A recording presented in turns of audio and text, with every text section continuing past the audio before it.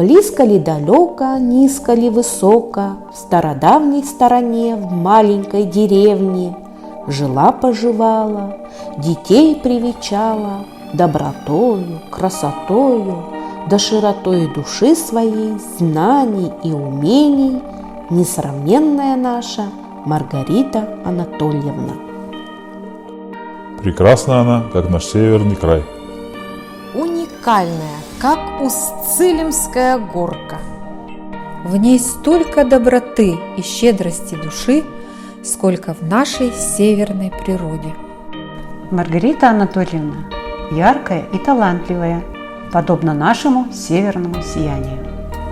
Маргарита Анатольевна активная, энергичная и целеустремленная, как наши северные реки. Подобно вершинам Тиманского кряжа, которые тянутся к небесам, Маргарита Анатольевна постоянно растет и развивается в своей профессии. Маргарита Анатольевна!